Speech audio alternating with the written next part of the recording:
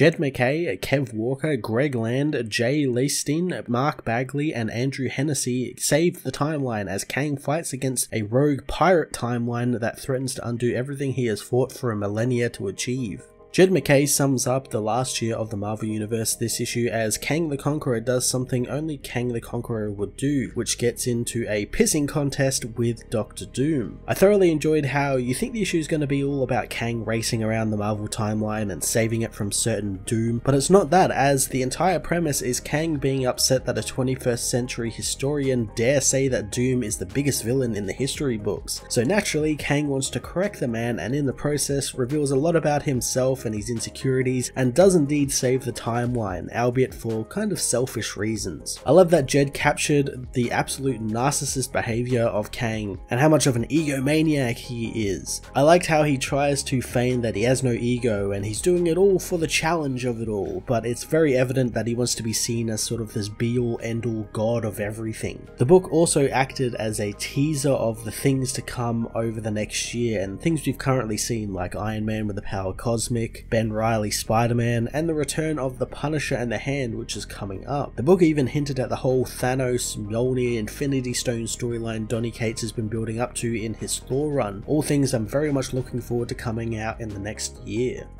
Kev Walker, Greg Land, Jay Leistin, Mark Bagley, and Andrew Hennessy all come together to tell a story spanning the Marvel timeline with great use of colour, action, and paneling. I don't know if it was intentional or not, but I loved how when the writer Anatoly was with Kang, everything was colourful and grand in scale, and all the pages were sort of given a lot of space. But then when he was back home in his office just writing, it was kind of drab and small and reserved, like he went back to his normal boring life after this grand adventure, and it was a really fantastic idea.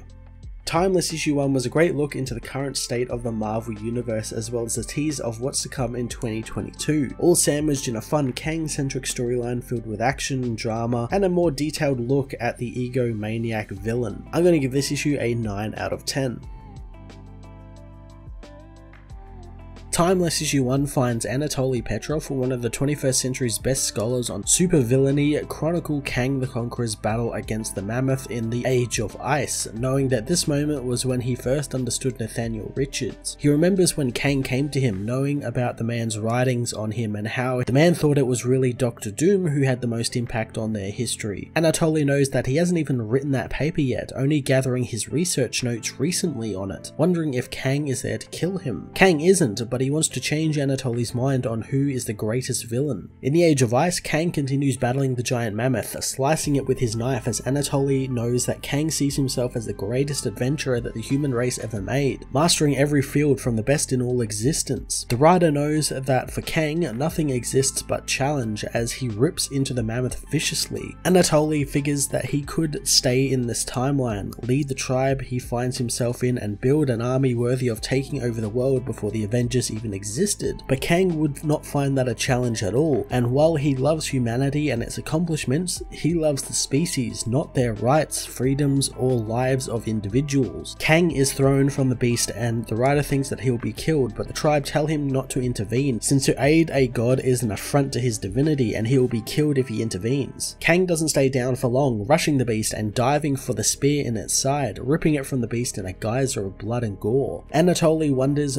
of why Kang adopted this tribe like his own, since they serve no tactical purpose, and he knows that their worship of him is irrelevant to Kang himself. Kang kills the beast as the cheers of the tribe fill the valley they are in, as the writer knows that this is all just an excuse for Kang to find a challenge. Later on, the group celebrate by eating the mammoth, with the Doctor enjoying the meat. Kang knows that he's been all across time and space and tasted many delicacies from it, but nothing refreshes the spirit and fills one's belly more than primitivism. Suddenly, Kang gets an alert as all of the people around them disappear. He tells Anatoly that it's a timequake and the future has become unstable thanks to something exerting extreme chronal gravity upon it. Anatoly asks if they are all going to be okay, but Kang has no idea, finding that to be quite exciting. They both teleport to the Oracle base, one of Kang's many observation decks. Anatoly wonders if this is the Great Reckoning that Kang mentioned, and Kang thinks that the Judgment Day is possible since the Eternals are a great power, but he's not sure, getting his servants to show him what is happening in the timeline. The Pythian humans know that there is great chaos, showing Kang everything that is transpiring in the timeline right now. Kang says that all these things are happening at various points across the timeline as he spots Thanos with Mjolnir and the Infinity Stones. He knows that some of these things should not be happening and others are moving in different directions than anticipated. He wants his servants to divine what this is, and sooner they find the anomaly in that of a wild timeline. Looking at the timeline, he learns that it was one that was severed from the main timeline by Immortus 7 years prior. Anatoly doesn't recognize Immortus, so Kang tells him that when Immortus would sever a timeline from the main universe, it would be cast into null time until they died off. But this wild timeline didn't, because someone or something is using their will to keep it alive. Kang finds this quite brilliant, since whomever is doing this is trying to reattach it to the main timeline. Anatoly asks if they can allow that to happen, and if they can allow it to continue to exist, but Kang knows that they can't, since the chronal gravity is exerting too much force on the main timeline. He tells the writer that they are going to destroy it and restore the balance on their own, reassuring the man that he doesn't have to kill anyone, since Kang will deal with it all. And the best thing is, he knows that Dr. Doom is behind this. Suddenly, the base is assaulted by Deathlocks, which Kang finds an annoyance. He fights his way through the cyborgs, as the writer notes that Kang doesn't enjoy killing, and while he does have bloodlust inside of him, it's not what drives him, and victory is what drives him, and killing is secondary to victory. But in the time he has spent with Kang, he knows that both go hand in hand. Kang finishes up the Deathlocks, but learns more are coming, making him realize that he will need to deal with their leader Avenger Prime soon enough. He tells the writer to follow him, and the loss of the base is nothing to him, since he will build another one yesterday and he has more Pythians elsewhere. Anatoly isn't happy he's leaving the people to die, but Kang is uncaring, knowing that they are nothing and the Pythians' entire culture is based upon subservience to him, and dying for him is their highest honor they can aspire to. Anatoly knows that he could have saved them and they were human beings, but Kang reminds the man who he is traveling with, thinking the man would have known based on his writings, but his idolatry of Dr. Doom seems to have misguided him. He proclaims himself to be Kang the Conqueror, and the lives lost at Oracle Base are the barest fraction of the death tally upon his name. He knows he's seen millions die by his name, hoping Anatoly understands that he is no hero waiting to bloom like the writer thinks he is. Kang knows that the Greeks had the correct idea of heroes, people who were better than others and took what they wanted for themselves. The terrified writer understands now, not liking Kang and not knowing if he respects him, but he understands the being. Kang is glad, not wanting to be liked or respected, and he will never speak of this again as they arrive at the Damocles base, his old flagship. Entering the base, Anatoly wonders if Kang thought about it being him who was keeping this timeline together. Kang knows that's not in his nature, and it would be a challenge, but there is no real victory in saving the dead timeline, and he would have abandoned it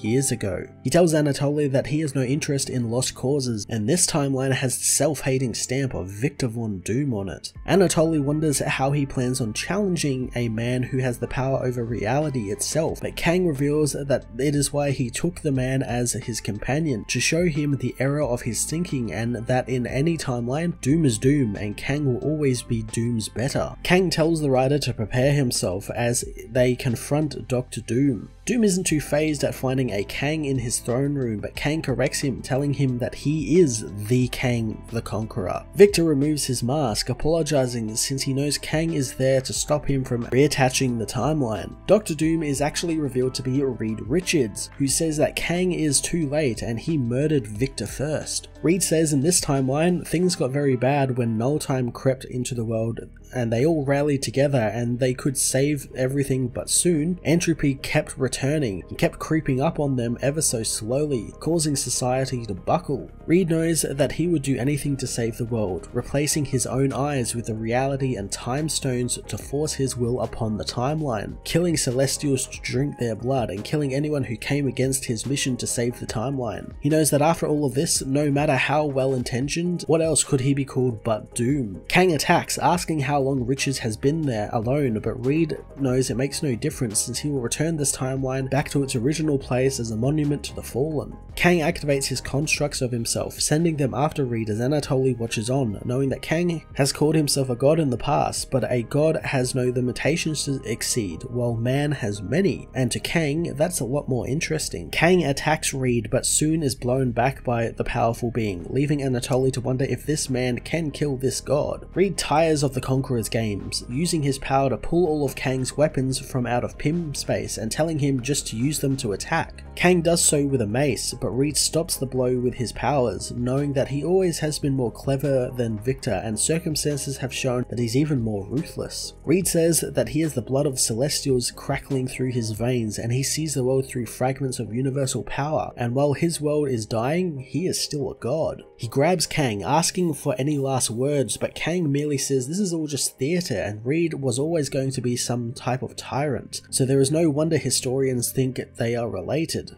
Reed decides not to kill Kang as a god, since he's not worth it, depowering himself to kill Kang as a man. He strangles Kang with his bare hands, screaming that he is the being's better, when suddenly Anatoly stabs Reed with a spear, killing the villain. Kang knows that in aiding the Conqueror, Anatoly has sealed his fate, wanting to know why he did this. Anatoly says that if Reed had killed Kang, then he would have been killed anyway and his timeline would be at risk, so when one believes them to be in the pinnacle of humanity, they need to put themselves before all others, and he believes in true human greatness. Kang merely laughs at the man's words, telling him that this is still his victory since he bought Anatoly, who is just another of his weapons to use against Doom, and if one thing you can count on from Doom or Richards, it's the arrogance, and this all went to plan, and this was the very reason he takes on traveling companions, because he likes being challenged, and Anatoly did that when he stood up to him, even when the man knew he would be killed. He says that courage is something that he always admired in humanity, and it makes them worthy, and it's the thing that has allowed humanity to produce Kang. Anatoly is returned to his office, left with a warning to stop writing about Doom, so Kang takes his notes and throws them into the fires of Pompeii. The man continues his story on Kang, thinking long on what the man told him about him killing Doom being pre-planned by the Conqueror. He knows it's not impossible, but maybe the answer is more dangerous, and maybe he and Kang have become friends. Anatoly thinks that he'll never know, knowing that the last 7 days with Kang were a harrowing adventure,